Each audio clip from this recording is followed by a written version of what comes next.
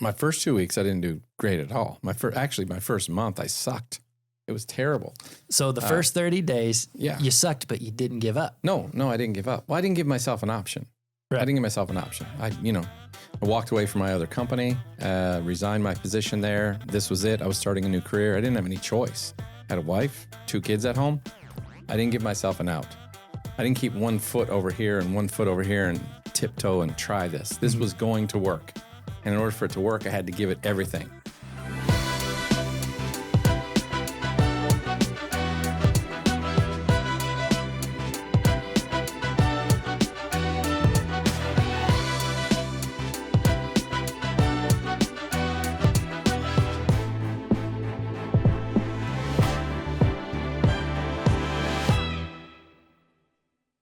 Welcome back to another episode of the Life Insurance Academy podcast. Today, we are really excited. We're going to bring you a topic that we think is going to help every single one of you grow, recruit. It could be you right now searching for this video, and this is definitely the one to click on. But we have a special interview with Mr. Roger Short here, one of the co-founders of Life Insurance Academy podcast and our wonderful YouTube channel. Welcome, Roger. How are you doing? Man, I'm doing good. I'm doing good, Zach. It's good to be here with you. I haven't been here in a while. We haven't been on a podcast in a long time. Mm-mm. Me and you? No, it's been a minute. We kicked Chris to the curb for a little bit. That's fine. I know that you guys did a series just a while ago, you and Chris, which was a great series, by the way. If you haven't watched that one, make sure you watch it. But yeah, it's good to be back in with you. Absolutely. And these are always fun. And I love our audience, Roger, because we love to focus on helping people, empowering people to believe in themselves, getting them to a whole new level. And a lot of it is none of us were truly born or came into this going to career day saying, I'm going to be a life insurance agent, right? Okay. We all stumble and find this opportunity in different ways. And I know a lot of us have heard your story. If you're a long-term listener of the podcast, you've probably heard different ways of how we all got started. But for some of you that haven't, Roger, I want you to go ahead and tell them just a brief how you kind of got connected to life insurance and what were you kind of feeling and thinking about the opportunity in your first 30 days or so? Well, I was transitioning out of another business opportunity and I found this industry and realized it was probably one of the best kept secrets in America. You've probably heard me say that before if you've watched this. And I still think that to this day. I mean, when I got started, I didn't know anything about it. Nothing. I knew how to sell, but I didn't know anything about this business. The thing that I realized very quickly is that I didn't know a lot. And so I had to start fresh, new, all over again. Now, when you say you didn't know a lot, clarify that. I didn't know what carriers. You didn't know a lot about insurance. I didn't know a lot about insurance. Yeah. I didn't know what a carrier meant. Like, why is it called a carrier, not a company? Yeah. That's weird. That's just weird language, right? A carrier? Yeah. Really? Like, what are they carrying a disease? Are they it's a real big boat full of insurance Is it an policy. airline? Is it a company that has? Yeah. Is it a truck? Is it a carrier company? I didn't know what it was. So it's just some interesting language like leads, final expense, carriers. Like there was just a lot of language. So I was just learning everything new. And I had, the area that I started in was final expense because that's the niche that I saw at first. And the great thing about when I looked at the business, and I would recommend this for any new agent, is to find a niche and start there. I think too many agents, are too broad initially. So they're trying to learn everything all at once. And when I started, I found a niche. So I wanted to land there. And in my first 30 days, I realized I didn't know a lot. So I wasn't going to try to complicate it. I tried to keep it simple. And I realized I had to go out and roll up my sleeves and get kind of like punched in the nose a little bit and get bloodied up because I didn't know what I didn't know. Well, let me ask a clarifying question there because you made a comment. You said a key word that is very important. You said to not complicate it and to keep it simple. My opinion in being in this almost over 9 years now, and what I've found, and I know it could probably be the same for you when we coach agents, is that first 30 days, that first 60 days, moving into this opportunity, you have a lot of questions. Can I do it? What do I need to do? It builds a lot of anxiety, a lot of fear of failure. Can you explain briefly, if you weren't going to make it simple, or what does it look like if an agent did complicate it? Like what are all those things and those issues that really slow you down where you feel like, okay, if I'm going to be successful, I have to slim this down. I have to keep it simple? I think a lot of agents, when they get started, it depends on how they see the opportunity for the first time, right? How it's presented to them. Yeah, how it's presented to them. So, I mean, if you were coming into anything brand new, it's how you see it that kind of gives you the perspective of which you look at it. I mean, that's like they say, well, how do you, the first time you see an elephant, how do you see it? Was it walking over you? Did you look at the hind end of it? Were you up close and you couldn't tell what it was? Or did you have a faraway picture? Like, all of those are going to give you a very different view of what an elephant is. Mm-hmm. And I think if people were trying to describe that, they'd describe it completely differently based on how they saw it. Well, I saw it in terms of final expense. Mm-hmm. I saw it in terms of seniors that didn't have proper planning, middle to low income. I saw that there was a need, clear need. Mm-hmm. People would fill out cards. And at the time when I started, people weren't submitting stuff online on the internet. There were no Facebook leads. There were no SEO leads. There was just people were mailing back in mailers. And really that was the only opportunity for lead gen. And, but people were filling out these response cards saying, I'm interested in getting some coverage. So I saw that there was a clear need. I saw that there was a market, and I just needed to know how to take that need, take the market and put it together. And where do I fit?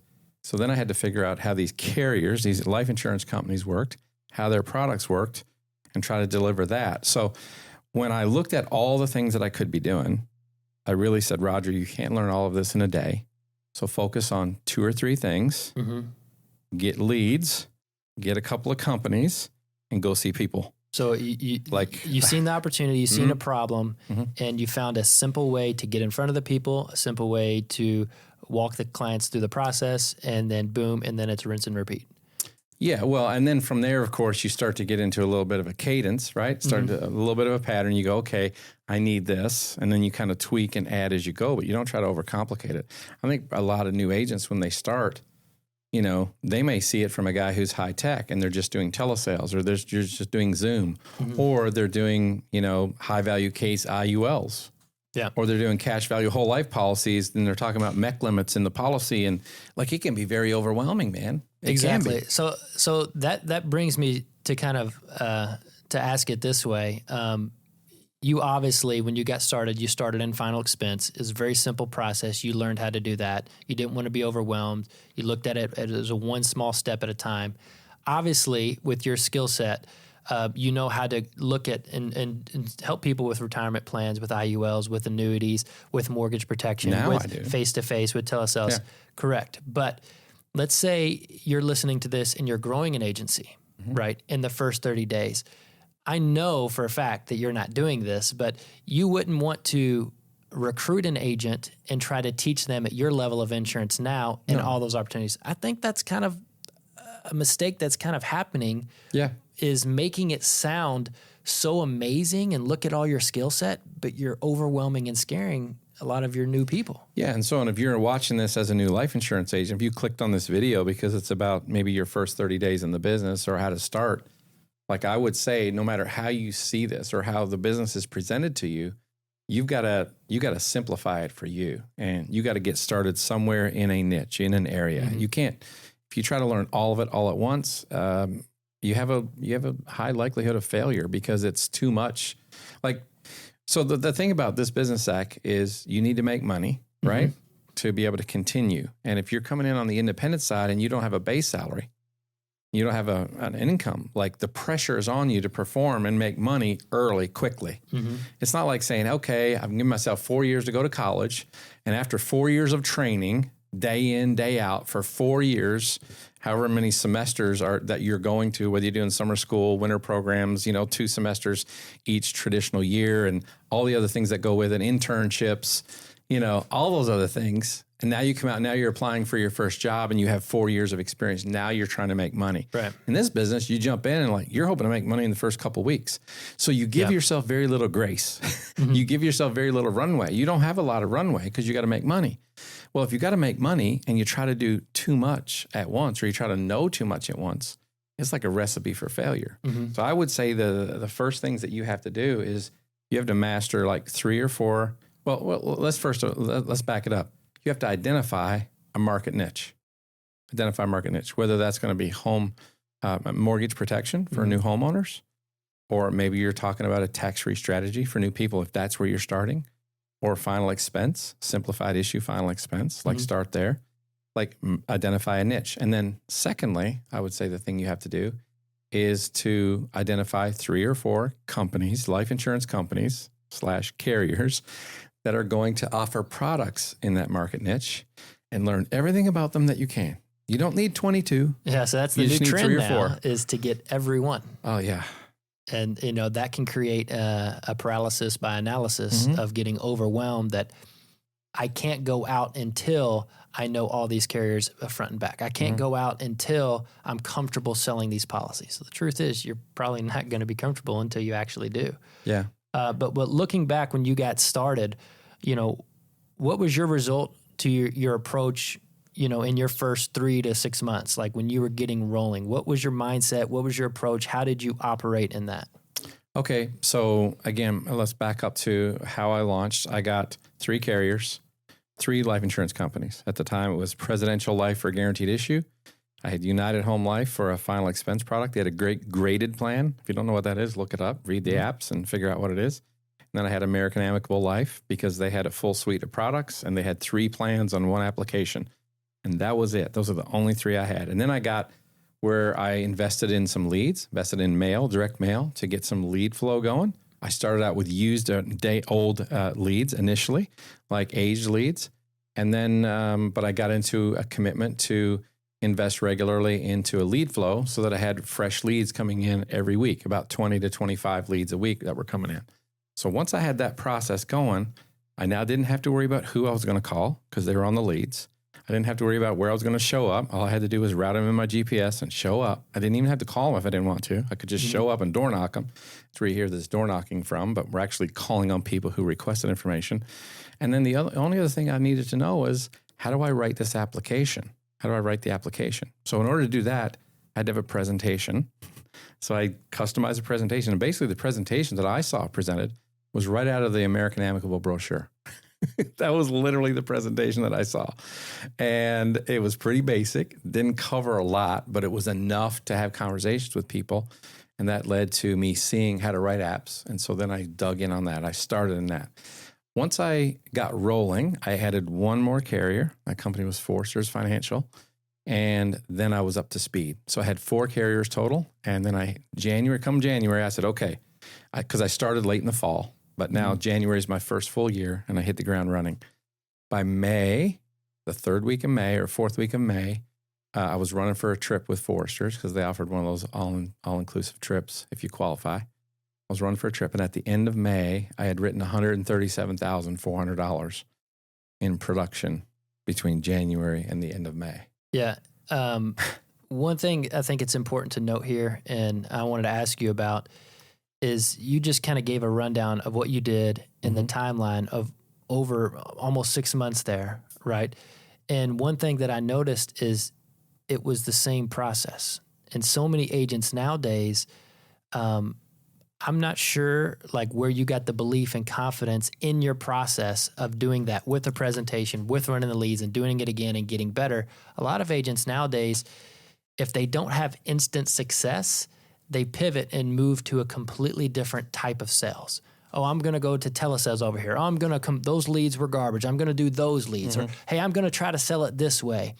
And they're flipping back and forth so much. But where did you get the belief and the vision to stick to the plan? Because I'm sure not every week, and even some of your very beginning weeks probably weren't the most encouraging and results that anybody would just scream about, right? Like, how did you keep sticking to the same way to continue to get better? Well, my first 2 weeks, I didn't do great at all. My first month, I sucked. It was terrible. So the first 30 days, you sucked, but you didn't give up. No, I didn't give up. Well, I didn't give myself an option. Right. I didn't give myself an option. I walked away from my other company, resigned my position there. This was it. I was starting a new career. I didn't have any choice. I had a wife, 2 kids at home. I didn't give myself an out. I didn't keep 1 foot over here and 1 foot over here and tiptoe and try this. This was going to work. And in order for it to work, I had to give it everything. Like I had the gas all the way to the floor. Like it was going to work. So I did not give myself an option. I had to, I guess the thing that I tell new people now and you've heard me say this, we've taught it at the Life Insurance Academy, is that you really have to develop competency in 3 areas. And that's in understanding the people you're serving or your market. There's your niche market, right? So understanding that. Why is there value in this product for those people? And what is the actual demographic of those people? You've done a great breakdown, like understanding a final expense client. Who are they? Why are they this way? What does their lifestyle look like? Same thing for mortgage protection. Same thing for people who are looking to put away money early for a tax-free savings, or using cash value life insurance to leverage opportunities for real estate and things like that in the future. Like, these people have a mindset, a way of living. And so if you understand those people and that in that specific market, like, you now can put yourself in their perspective. So you got to be competent with the people you're serving. Number 2, you have to be competent in your process. So for me, if you're going to play basketball at a high level, you got to have a process. You got to have a process of practice. You got to have a process of routine. You got to have a process of how you warm up. You got to have a process of game day, cool down, all that stuff. Halftime locker room talks, all that thing. There's a process to all that. There's no different for this. You got to create a process. If you're all over the place, it's just going to cause anxiety and stress and failure, right? So you got to develop a process or a structure. And then lastly, you got to be competent with your products. You got to know those products. And so those are the 3 areas. I wanted to put a framework around that for you, because if you're listening, those are really the 3 areas you need to focus on, those 3, and then everything else kind of falls after that. I didn't give myself an out, and I worked on those 3, and then that gave me a path forward. I think what's really cool is when it comes to that belief aspect of it, you obviously seen this process being demonstrated, and you saw that it was successful. Yeah. You came into this leaving a very lucrative career, leaving another company that you were a partner in, to try something new, but you didn't have the skills, right? You were working on those. You didn't have the products. You were learning those. A lot of those products you learn as you're going through them. You didn't really have the process. You had it lined out for you. All you had to do was follow it, but you had a belief because you saw it successful, and you were able to see, if he can do it, why can't I? Yeah. And I think that's an amazing approach, and it's that mindset that each and every one of our listeners can take and do it. Because I promise you, the reason they joined this opportunity, the reason they looked at this opportunity, is because they saw it being successful and changing somebody else's life. Yeah. That's how they hear about the opportunity. Here's the craziest thing. Just do what they did. It will work. Just believe in yourself and do what they did. Yeah. So emulate a pattern of someone else's success. When it comes to anything in life, if you can emulate the process, you might not have their ability to talk the way they do. You might not have their looks. You might not have their car. There might be a lot of things that are different between you and those other people, but there's still a process there. And so I saw this guy, Fred, get in his car, 10:30 in the morning, take his leads, route him in his GPS, go out and door knock people, basically on the leads, and say, did you fill out this card? I watched him do that for 2 days. And at the end of 2 days, he wrote $4,300 in premium in 2 days. And Rose said, do you think we can make a career out of this? I said, this is a very lucrative career. And I don't even know what we were doing for the last 2 days. I don't even feel like we had any appointments. We're just showing up at people's houses with these pink cards and asking them, did you fill this out? And the next thing I know, we're sitting down on their couch or at their kitchen table, and we're talking about life insurance, and then we're writing apps. I just did that. I wasn't trying to overthink it. And I think that's what's beautiful about this opportunity. And it's really what we believe here at Life Insurance Academy, that everything is simple, empowering, and profitable. Yeah. And when you saw that Fred did that, wow, you just hopped in a car, you ain't driving fast, you're just cruising, chit-chatting, find a door that's on your lead, locate the house, knock on it. And it obviously, it's empowering, because in those moments, and if you haven't heard some of Roger's stories before about the life experience he's had with clients and literally saving their lives, and not just writing policies, but it is very empowering. It's really cool to see the friends, the relationships we make. But at the end of the day, it's so cool because it's profitable that we're able to do that. Yeah. What is an action step that our agents, our listeners can take towards these 3 areas, simple, empowering, and profitable, in their first 30 days? I would say the first action step, and this may sound weird because it's a thinking step, is don't overthink it. Don't overthink it. Most people get themselves worked up because they feel like they're not ready. And then the flip side of that, I will take the people who just lunge at things and start before they're ready at all. And we've seen it in our trainings recently where we'll say, make sure you know 5 or 6 products really, really well, master them so you know how to get onto the apps and write them. Mm-hmm. And then when we get into the training, they don't even know how to get into the first one. Like they haven't even logged into the first one. So either we're overthinking or underthinking. Here's my suggestion. Don't overthink it. Be competent in those 3 carriers like we talked about. Understand what your process should be and start. Just start. And then the second thing I would say is you got to put up some little wins. Mm. Some little wins. What is a little win? What's a little win? A little win is getting an appointment booked, making your first calls and getting an appointment booked, or routing your leads, door knocking, and actually having sitting in someone's home and doing your first presentation. Like that's a win, whether you get the app or not. So it could be a task-based. It's task-based, yeah. It could be activity, like make your first 50 dials. Route your leads and go see all of your leads twice or 3 times in a 4-day period. Like commit to that. Put up some little wins. You don't have to write the biggest apps in the world. It may be a little app for $35 a month. And you get that app for $35 a month. You walk out, you feel like you just won the lottery because you wrote your first app. I mean, we've seen it in these telesales boot camps that we do. Like we get people to ring the bell. You may have seen some on our social media. If you haven't, like check out our social media and you'll see people ringing a bell. Like when they get a sale and we're at a telesales workshop and we get them to ring the bell because it's celebrating. A lot of these are just little apps, $30 a month. But to them, it's like I break through. They broke through. We even see people get emotional about it. We just did a 2-day telesales one, a virtual one last week. Chris and I, you popped on and did some coaching. And at the end of the night, man, on Friday night at 8 o'clock when we were wrapping up, there was 3 people on there emotionally in tears because of their wins. They had breakthroughs for the first time. So you got to put up some little wins. Yeah. Keep it simple. Put up some little wins. These are really, really good tips.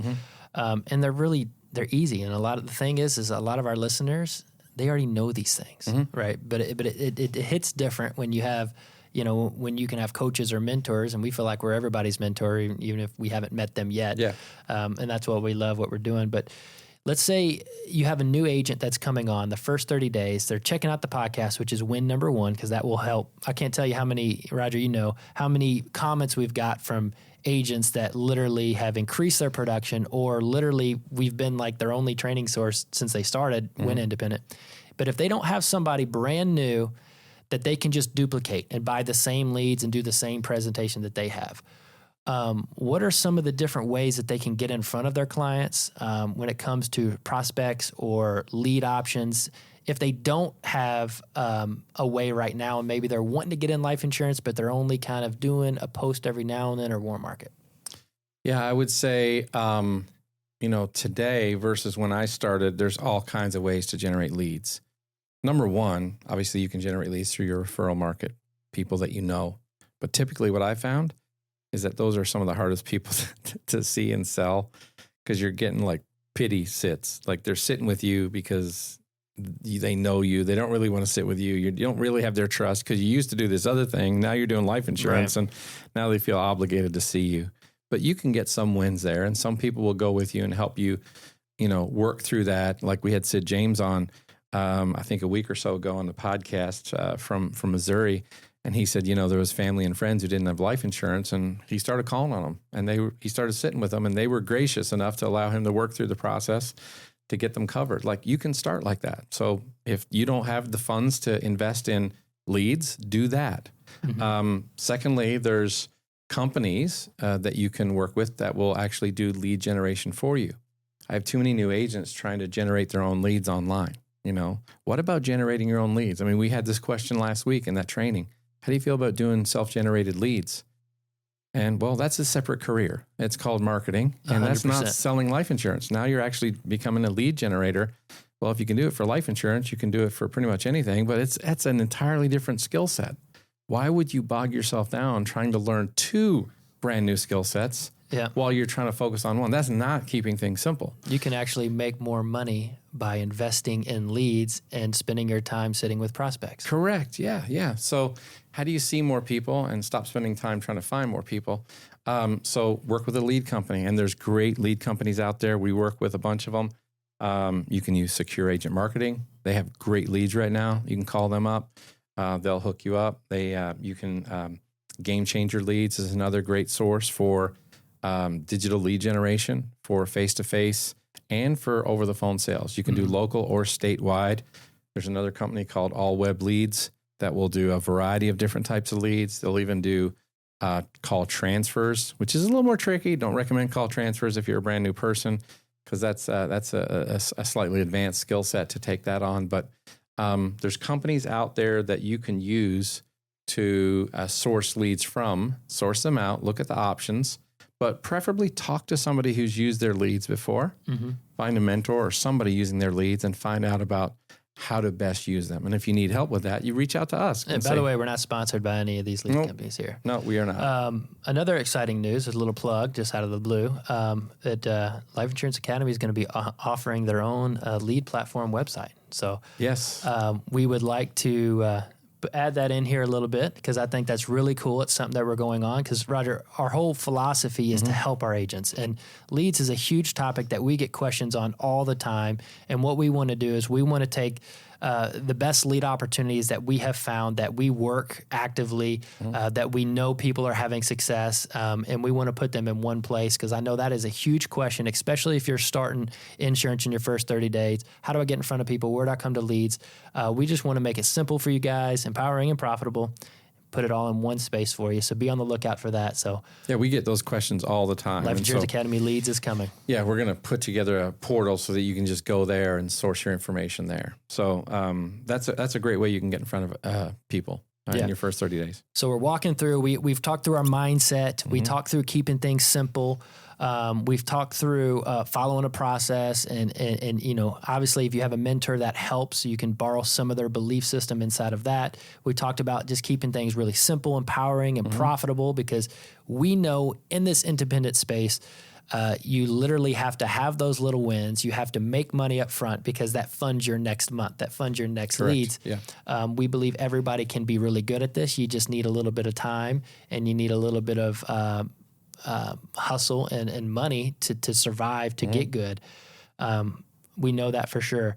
But when it comes to actually being able to sit down with somebody and building that trust with them and getting that presentation rolling, I guess, can you share a little bit about what it's like to sit with your client for the first time? What are some of the agents? Why are they struggling to even get there, and even maybe part of that paralysis by analysis, where they're not even wanting sitting down with clients, but that whole presentation process, kind of what you do, what was your mindset, maybe now, but also when you were brand new? Well, I think there's a couple of things that you can implement in your presentation. We'll call that the sale or the presentation, that you really need to remember. And whether you're doing telesales or you're doing face-to-face sales, whether you're using a script or something like that, it's important for you to have a structure to the conversation. Otherwise, it's all over the place. You don't know where it's going. Structure. So for us at the Life Insurance Academy, we teach a principle-based selling system. And it can be implemented into any script, really, because there are some components that you're trying to establish and accomplish during the process, so that you can move the client from the beginning to the end. And the components of that principle-based selling system, and we do a complete deep dive into this inside in our courses and coaching. But for the purposes of this, I mean, number one is you've got to establish and transfer belief. That's the first thing. Secondly, you got to establish trust. Now, there's some components to trust. I'll get into those in maybe just a minute. But thirdly, you got to identify and raise the stakes. What is that? Well, what's at risk, for the client? What is their pain point? What is their need? What's at risk if they don't take action? What is there to gain? The stakes. Fourthly, we need to present options to them so they can make a choice. And that's becoming an educator, presenting to clients what their options are. Even some of the options would be choosing to do nothing. And then if they choose that, what is the outcome? Like, it's okay for you to address that. And then lastly, providing a simple and easy solution. So I would say the thing that a new agent needs to know is they need to have a structure to their sales presentation. And what is your structure? For me, it was a 5-part structure. I knew I was going to accomplish these things.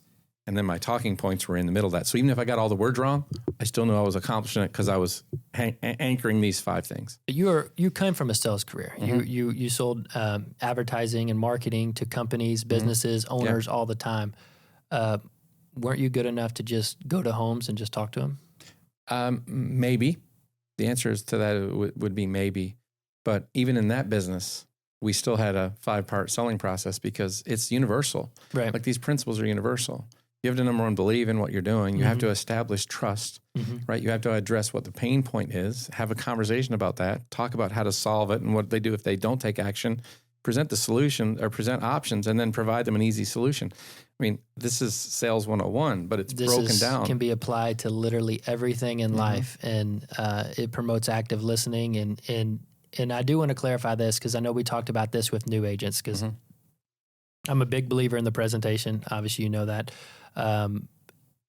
But what about experienced agents? What about agents that's been in this for years? What about agents that do produce at a high level? Do they still follow the same type process? I guarantee you, any agent that's producing at a high level has a process and a system that they follow. And in fact, it's probably so ingrained, they think that's the only way to win. They think their way is the only way because it's the only way they know. And I guarantee you, I could go out with you or a new person could go out with you and they'll see your process. But what'll start to happen over 3 or 4 or 5 days or 2 weeks, they'll realize Zach does the same thing every time. And he has this process that he follows. If they went out with me or they got on the phone with me for a week or 2, they would realize I've got a process and I follow that consistently. So yes, I would say a very, very skilled high level producer is still going to have their process that they follow from top to bottom. We'll keep this simple for you guys. Yeah. To summarize that, don't wing it. Follow a process, but understand the process before you start presenting it because that's where your belief and conviction is transferred. We have courses that literally we have a presentation that is literally turnkey that you could just take and move through it with prompts for you guys as the agents to ask the client the clarifying questions. It's exactly the same principle base Roger just walked through. And we also have a 16 video course. I think it's a 16 video course that goes along with it and a workbook that even teaches you how to use it. So if you are brand new, you're in your 30 days, that is going to be absolutely essential. Every time I go out, I use the same exact book I'm talking about every single time. It works like magic. So that has continuous belief flowing all the way through it. You won't convince me otherwise. Yeah. So we talk about the presentation of this. I know Adam's giving me the little signals here. He's doing like air traffic control over there. But what about when we touch base on technology? Technology is something different because I know when I moved into this opportunity, there really wasn't technology. I remember when I very first started, we were quoting in the back of we were doing algebra in the back of the agent guides and calculating all this stuff. But then shortly after, we actually got a link to quote individual carriers, and still doing everything paper apps. We are having to send everything into the carrier. Things have changed dramatically. Yep.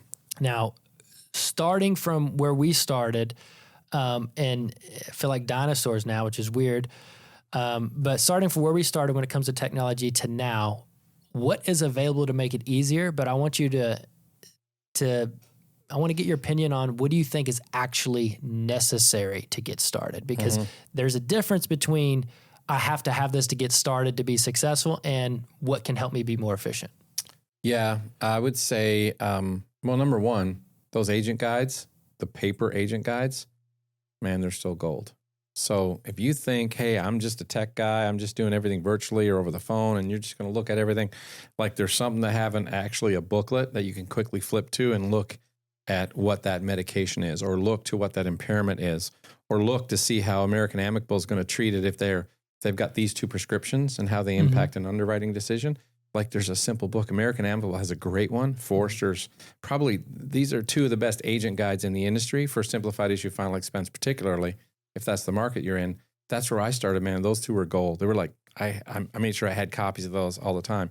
Now, of course, you have tools like insurance toolkits. And insurance toolkits is a, underwriting and quote tool, which takes into account 95% of all final expense and simplified issue term, even with dental vision health, med sups, like it has a variety of products categories and then they'll consolidate 90% of all the products and give you your best options. And so that's a great online tool where you can get to an underwriting decision very quickly. If you don't have that, because that's a subscription base, it costs like $40 a month. You can get a discount with certain groups. If you need a discount, reach out to us. We've got a discount. But if you don't have that, you can simply use your 2 or 3 carriers. They have a mobile quote tool. Just download that on your phone, keep it on your phone. If it's American Amicable, I know I'm going back to that because that's the company I started with when I first. Right. And so they have a mobile quote tool. You can plug that in and find out how they're going to underwrite this decision and what the rate is going to be. And so it will help you get there. Keep it simple. Keeping it simple. I would say a Google spreadsheet for leads, maybe a Google Doc for notes, something that you can share across your devices. Mm-hmm. And if you're working with somebody, like they can jump on and look at your leads and they can jump on and look at your docs. Like you can share that. Like technology has made that super simple now. So if you and I were working together and you were new, I would get you to share your Google Sheet and your doc with me, and I'd be able to see what leads you're working on, and you can just put a category in there or color them, yellow, green, red. Mm-hmm. Red means they're done. Yellow means we're not there yet, and green means you wrote an app. And so then I can actually see what's going on. Like you don't have to overcomplicate things. It's keep it super simple. But those are a couple of tools that you can use to simplify your business and be able to move forward without a big investment. Yeah, in a way, the way I kind of view the technology piece of this is it's going to make you more efficient, right? It doesn't necessarily make you better. I think it's important to learn these processes, learn the agent guides. If you want to know how a carrier views something, they literally tell you. Like they're literally made for the agent to teach you how to write their product. Yeah. The one thing that's never utilized enough is the sell support lines at the carrier level. Yeah. They literally employ people to teach you how to sell their product. It's absolutely amazing. To quote it, to sell it. Yeah. I mean, so they're great. The one thing is we talked about at the beginning of this call, before everybody goes and buys all the technology, is we're going to keep things simple, but you need money. You need those wins. You need the money to reinvest in leads and to keep going, especially in that first 30 days. It's okay to take this technology, get what you need, really focus on your team. Again, whoever your mentor is, whoever you're leaning on, if you don't have that, reach out to us. We will provide some support as far as that. We would love to do that. But as you get rolling and you get 6 months in and you start to build your confidence and you start to really understand, now you add the CRMs that are going to make calling and have all the different features and managing your book a little easier. Now you have a wider spread of carriers that you now have mastered multiple. Now you can use something like insurance toolkits to compare maybe 10 carriers instead of the 3 that you go to all the time. Mm-hmm. It can speed up the process. Then you can get even virtual assistants, right? I can consider that some sort of technology that may be dialing and set appointments for you and jumping them on your calendar. Like all these things make it to where you're able to duplicate yourself in your tasks. So again, you're spending more time with your clients. Yeah, but this is not in your first 30 days. Unless you're coming in. This is not you don't have to do that in your first 30 days. You're going to overcomplicate it if you do that in your first 30 days. Exactly. So if you hear people talking about, no, you need a CRM, you need automations, you need text automations and email automations to nurture your leads. Yeah. And you don't even understand what that means, nurture your leads. A whole brand website. Yeah. You don't need all that. You don't need it all to get started. Keep it simple. Yeah, KISS. Absolutely. Keep it simple. Make some money. There's a couple more things that I want to hit before we leave here. And one of them I think is extremely important because most of these agents, they have that fear, they have that anxiety. Again, they have these carriers. They feel like everything's coming at them so fast to get rolling, to get a couple wins. And a common mistake that agents make, and I just want you to touch on this for a minute, is they move right into the phone call or they move right into the home and they try to start selling the second they walk in or the second they sit down or the second they say hello. And I want you to just give a brief, 30-second tip on the importance of building trust and that relationship. That's not, hey, I'm Johnny. I just got started in life insurance. I got this card. Now, how much coverage did you want? Yeah. Yeah. I mean, we see it so often. So if you're in the business, you just got in the business, or you've been in the business for a while and you're struggling, or you're considering getting in, like in your mind, the goal is to get to the quotes, right? Bad word, by the way, quotes. Don't ever say that to your clients. I'm going to give you some quotes because quotes are for consideration of which people can think about and get back to you later. That's what a quote is. So we're not doing that. We're providing a solution, and that doesn't involve a quote. It gives them 3 options to choose from, but we're not going to use the word quotes. And so I think new people think, I got to hurry up and get to that part because hopefully they'll pick one and I'll make a sale. Mm-hmm. And we see it so often, man. They run through and run past the most important part. And if you remember the 5 steps to that, the principles of the selling process, mm-hmm. it's belief, trust, stakes, right? Mm-hmm. And that trust and stakes, man, if you don't get to a place where they trust you and you can't uncover what the stakes are, like it doesn't matter what you quote. It doesn't. Right? It doesn't matter what you quote. You could be the cheapest price ever, but someone said to me one time where there's no value, there's no price low enough, mm-hmm. right? You can write that down if you're listening. Where there's no value, there's no price. So you got to get to value, and value happens when trust is established, and trust is established in a couple of ways. One, it's in 2 ways. Number one, you have to be an authority, which means you have to be competent in your products and your process. It goes back to that first thing I said. They need a sense that you can actually help them get to the solution they're looking for. But more importantly, you have to show empathy. Mm-hmm. And empathy comes from understanding their situation. And you can only understand their situation if you're not doing all the talking, but you're actually doing most of the listening. And you do that by asking good questions. And then you hear what they say their needs are and who is important. And Zach, one of the things that we've been teaching lately is the stakes always have a name. Mm-hmm. And it's important that you know the name. I always tell people that, and I truly believe this, the best question you can ask is the follow-up question to the previous question you just asked. Yeah. Because it shows that you're listening. It shows that you care. It shows that you want to learn more. You mm-hmm. want to find a way for them. So many agents, when they are building trust and they are nervous, they naturally just want to ask a question and then change the subject, ask a different question, then ask another question. Well, Roger told me to ask questions. I got all these questions. I've been practicing them, and I've just been asking. But that's one of the worst things you can do because you never develop the connection. Yeah, it's important for you to develop a set of questions that you can go to every time to ask. But your goal is not to get to the next question. Your goal is to get to their answer mm-hmm. and then dive deeper on their answer so you can uncover their internal need. Because every client has an internal need that they have, not that they're trying to get to. They have it, right? The mm-hmm. external need is, I'm looking for insurance for whatever reason. I don't have any, or I need more. The internal need is why that's important to them. Mm-hmm. So we got to get to there. You got to get them saying why it's important to them. That's the internal need. And that comes through a series of questions. I was on a quick call last week with a group of 50 agents on a virtual training that we did. And I had Cody Askins come on and join us for a 30-minute segment. Mm-hmm. And he said, go 7 layers deep on your questions and always use the previous question as the springboard for your next question. Mm-hmm. The first question should lead you to 6 more questions. And when you get there, generally you're at the internal need of why the client really needs your product or service. Absolutely. And talking about, speaking of Cody a little bit, obviously he promotes 8% Nation, which is cool, but the name was found because 92% of agents fail in their first year. Correct. Yeah.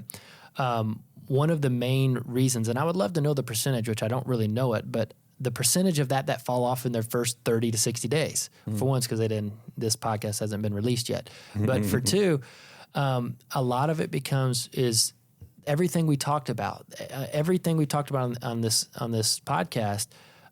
But a lot of it is their energy, right? It's their motivation. It's high. They swing both ways. They're high and they low. They get an app. They feel like they're on the world. That all of a sudden they're going to be the first life insurance agent to make $1 million in their first month, right? Mm-hmm. And then they get their first charge back, and it feels like they're ready to go work at McDonald's, right? Mm-hmm. The emotional swings of a new agent, but staying motivated is absolutely crucial.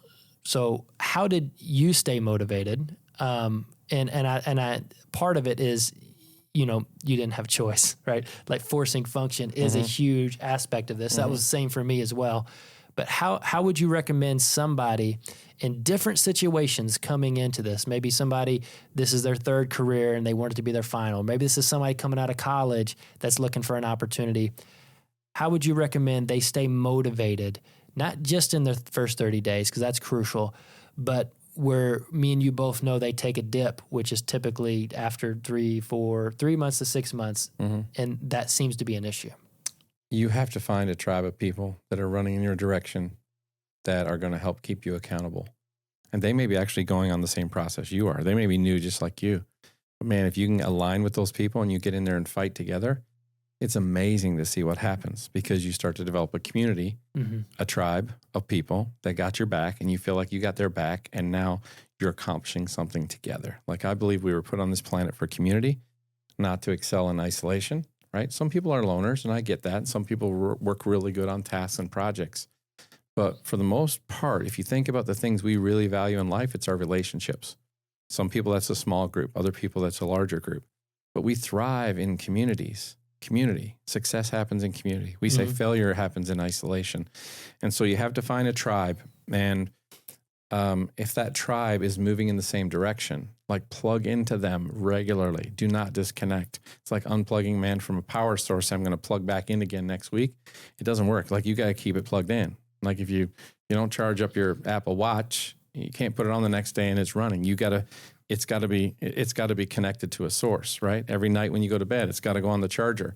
Your phone, you got to keep it running. That's why we have chargers in our car. We have to stay connected to the source. And so, like, even in our trainings that we've done, in the virtual ones and in the individual live events, we break people up into teams.